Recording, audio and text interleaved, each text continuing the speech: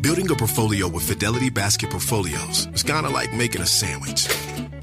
It's as simple as picking your stocks and ETFs, sort of like your meats and other toppings, and managing it as one big, juicy investment. Now that's pretty good. Learn more at fidelity.com/baskets. Investing involves risk, including risk of loss. Fidelity Brokerage Services, LLC. Member NYSE SIPC.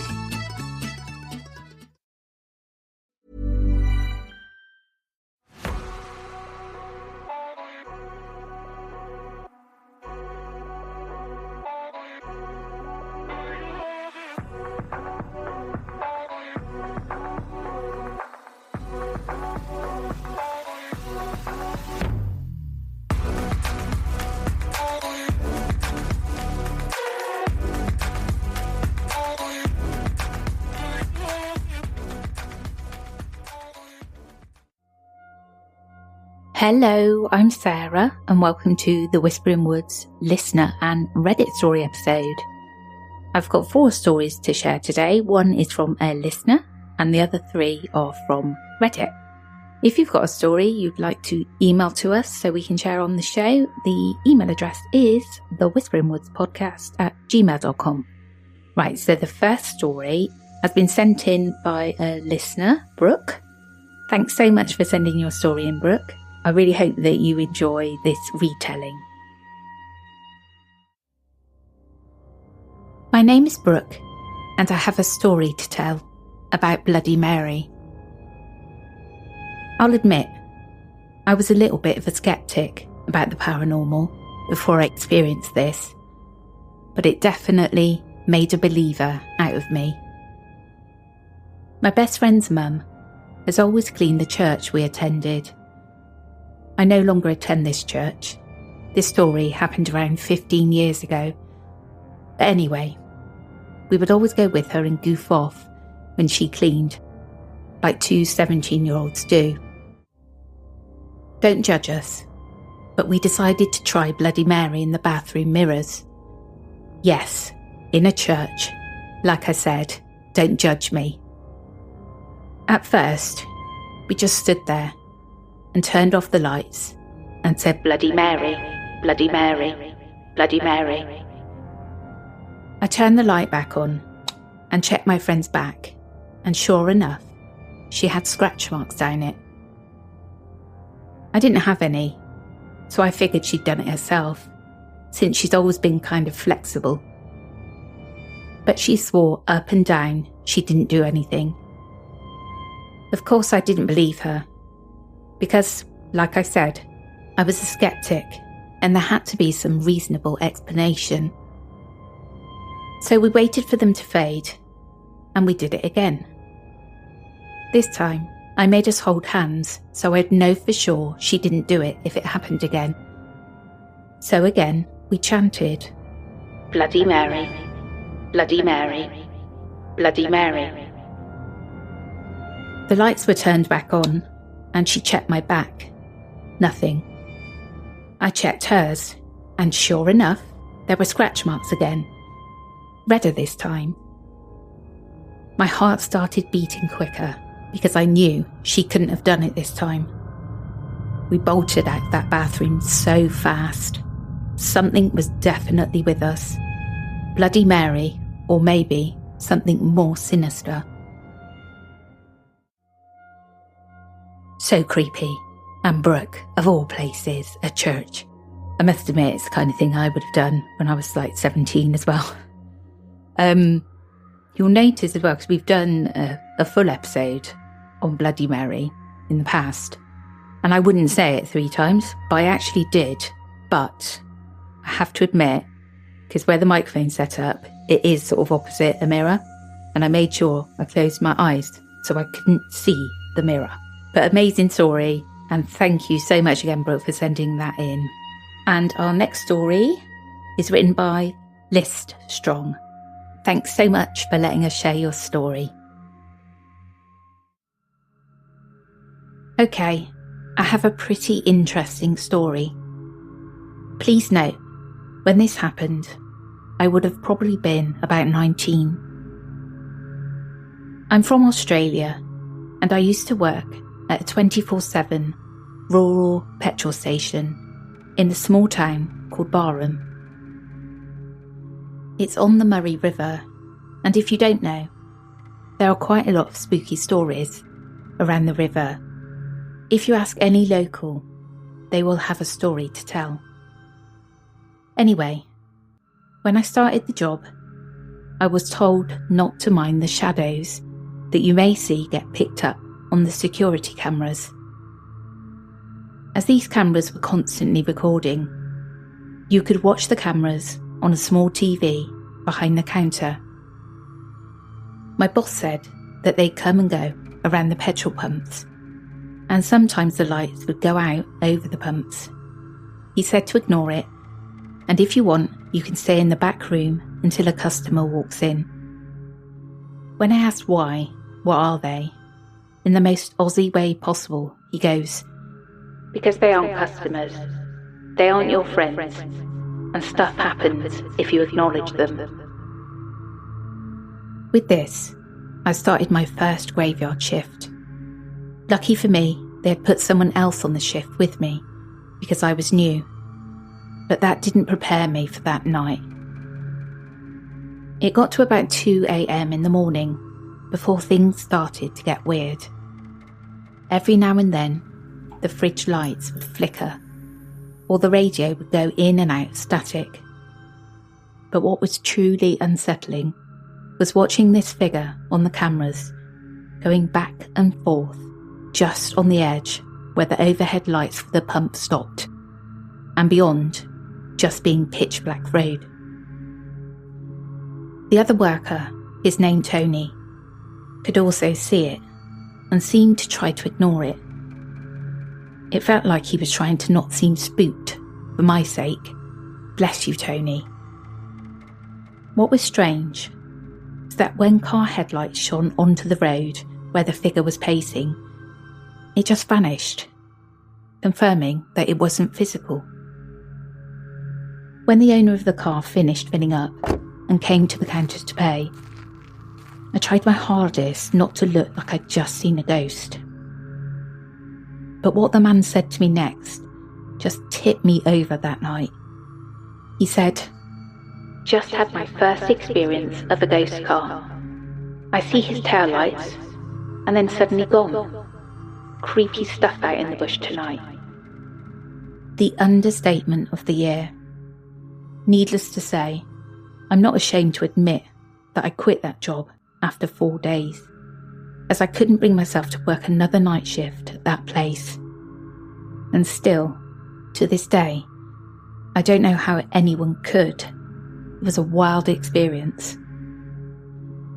We fast forward a few months later, and I'd gone to a mate's house for a bonfire on his parents' property. We would call this a gatho. We would burn off garden waste and sit around the fire having a chat with a few drinks and maybe a smoke to share.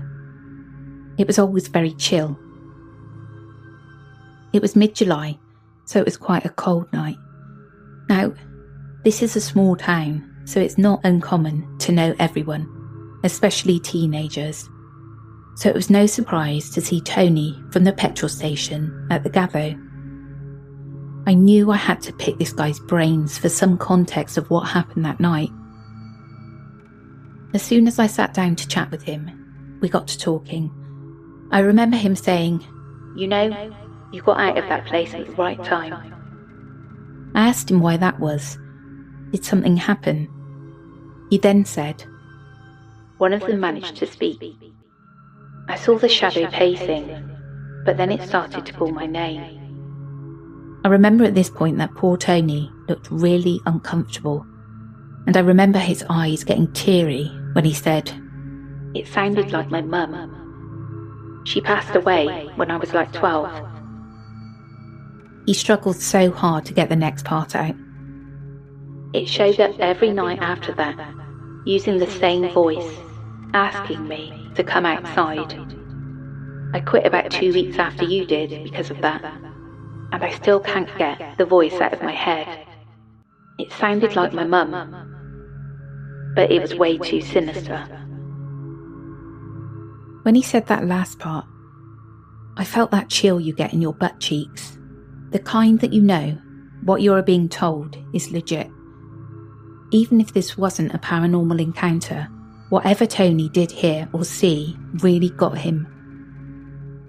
After that, a few more of us joined in the conversation. We talked about our encounters and the other things we saw out in the bush. I now live in Meanjin, Brisbane. City life is completely different, but the paranormal doesn't stop. Ever since that night, I've had a huge interest in the paranormal and started to find tools for skeptical thinking. I learned pretty quickly that most of the time, paranormal activity can definitely be explained. But I do have a few more stories of encounters I've had that I cannot explain to this day. But Barham will forever be the most haunted place I have ever lived. I'm convinced that that land is haunted. I'm going back there in winter, back to the petrol station, to see if I can capture this encounter again. Oh man, that is so freaky. Shadows on the forecourt. I'd have given up that job too. I'd have wanted to stay there for one shift, just to see it in action, and then yeah. And how about that, your mum? That poor person, their mum. The shadow taking on the voice of their mum, how awful. You'd just be traumatised, wouldn't you? No wonder they gave that job up too. I love the way that the owner's just yeah, this is what happens, but ignore it. And that driver, it's one of those nights out in the bush, this is just ordinary stuff, and it's one of those nights. But thanks again, Listrong, for letting us share that story. Right, on to the next story, and this is written by Show Me Your Cat, I Show Mine. Great name. Let's get into the story. I recently watched a video on YouTube that reminded me of things that happened to me as a kid. It's something that I think about often, trying to think of anything that could possibly explain what I saw and experienced. I was just a kid, around 6 or so, when I had my first experience with something unexplainable. I was cleaning up my room, and I had a lot of toys laying around.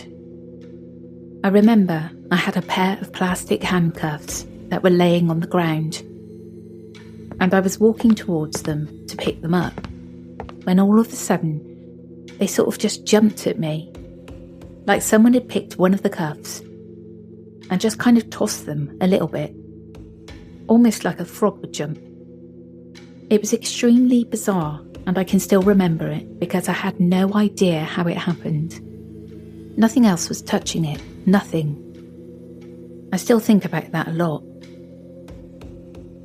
The next story, I was maybe a few years older. Our house had an unfinished basement, and all that was really there was 2x4 walls with no sheetrock, so you could just walk in between rooms if you wanted. And as soon as you got to the bottom of our stairs, there was a hallway to the right. You walked down to get to a room where we had a TV set up. We would play our PlayStation on it all the time. It was pretty late in the evening, and the only light was from the TV we were using. We had the TV set up, so when you looked to your right, you could see down the hall that leads to the stairs. At some point, I looked over down the hall, which was pitch black, and I thought I saw the silhouette of my twin brother. I said, "Hey, so-and-so, can you turn on the light?" Because the switch was right there at the entrance of the hall. He didn't say anything, so I asked him again, "Hey, can you turn on the lights?" Then I saw this silhouette move from the entrance of the hallway to the room behind where the TV was. As it moved though, it was getting bigger, like the size of an adult. Then it proceeded to move behind the TV, then just sink behind it and vanish.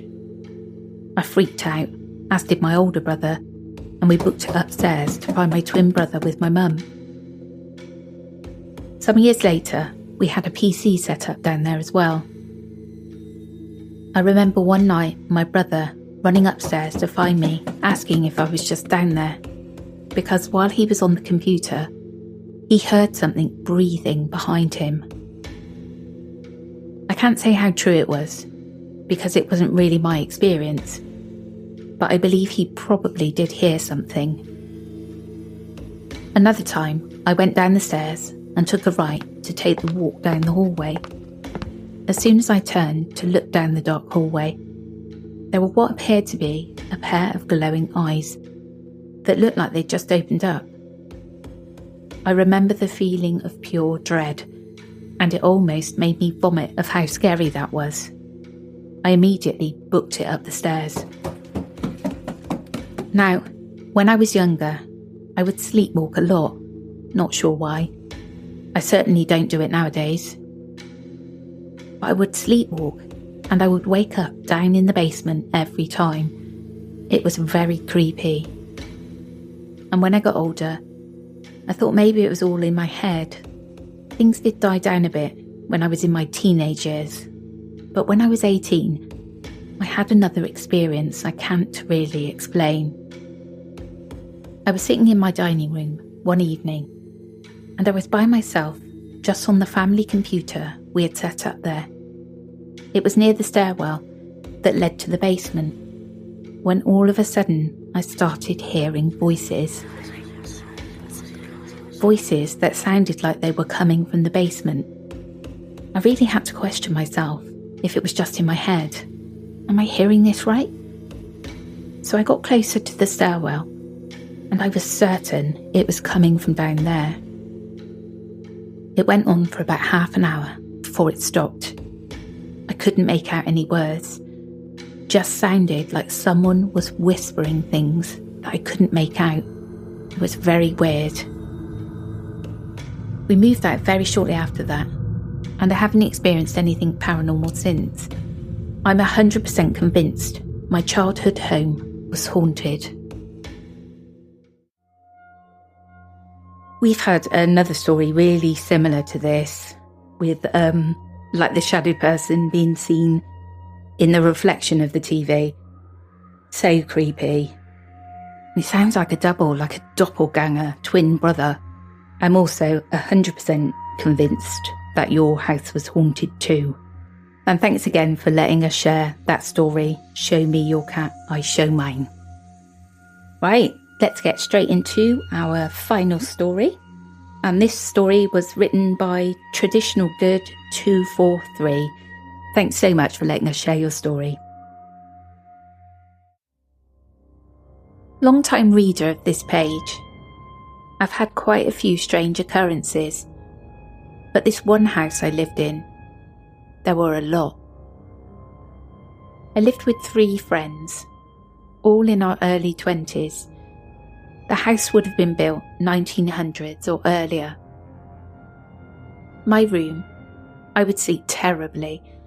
I'm a great sleeper, and as soon as my lights were off, I would feel a suffocating feeling of darkness. It's hard to explain, but the air would feel thick. One night I fell asleep on my back with my knees up as I had a sore back. I woke up to the feeling of someone rhythmically tapping hard and thudding on my kneecaps. I was frozen in fear as it was dark and it was a force feeling. I bolted out of the room and ran to my friend's room. When I would shower, I would hear a roommate arrive home, stomping in the wooden hallway, etc. Typical loud roommate movements. And then I'd open the door after my shower to start chatting, and the house would be empty. At this stage I was worried also about an intruder, of course, but had a feeling of dread every time. We had a new male roommate move in, a really sweet guy. He was decorating his room, and he hung a cross decoration on an existing hook. He was a kind of goth. A while later, it caught his eye, and it was swinging side to side against the wall. He had just moved in, so didn't want to seem weird and tell us, but this guy was spooked. We found out when things got worse and we all discussed it. Another roommate had a wall in her room with a walk-in wardrobe area behind it. One night, she woke up to what she thinks was a person peeking around staring at her, like the exact silhouette, and she screamed for us to help, and there was nothing there. Well, no real person, anyway. Last thing, we had lights which kept blowing.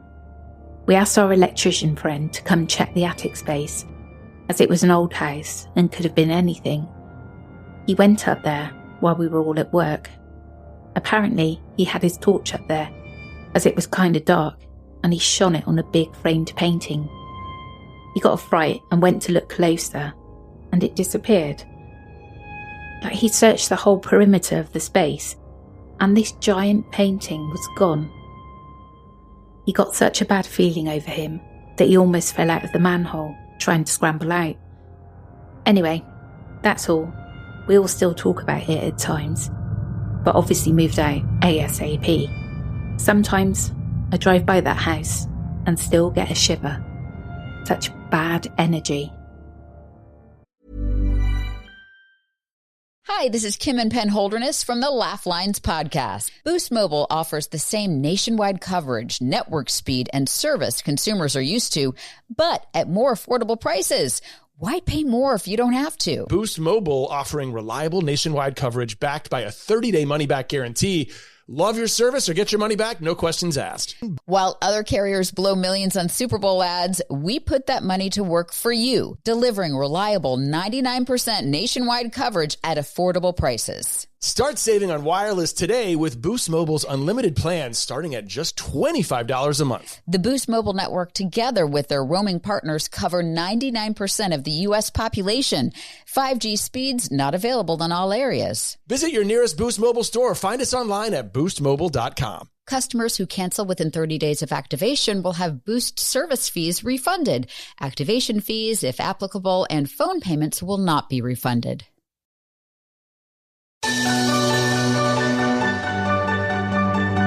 What's it like to care for someone who's sick? To wait for answers, to hope for healing. These are the moments our nation's healthcare teams and their patients face every single day. And it's why we do what we do. We're Siemens Healthineers, and we pioneer breakthroughs in healthcare for everyone, everywhere. Across the country, from rural communities to busy cities, our medical imaging, therapy, and laboratory solutions help providers deliver care that can be smarter, faster, and more precise.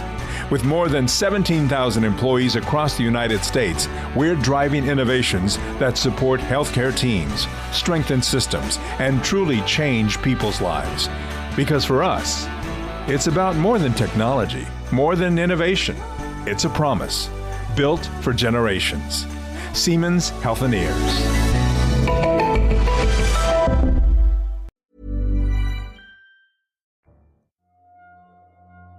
I must admit that when I was like a teen and I was in the house on my own, I think I was knocking off school, to be quite honest with you. I was doing something in the kitchen, I think, and I could hear this really heavy breathing. And I just felt my heart going, you know, like the clappers. And then realised it was coming from my Michael Jackson album that was playing in the living room. I've never forgotten it because, seriously, it's like I swallowed my heart. But yeah, it was just the album. But thanks to everybody again for letting us share those stories. They were amazing and I really appreciate it. We'll catch up with you again on Monday, where I'll be back with Toby for the main episode. Take care, everyone.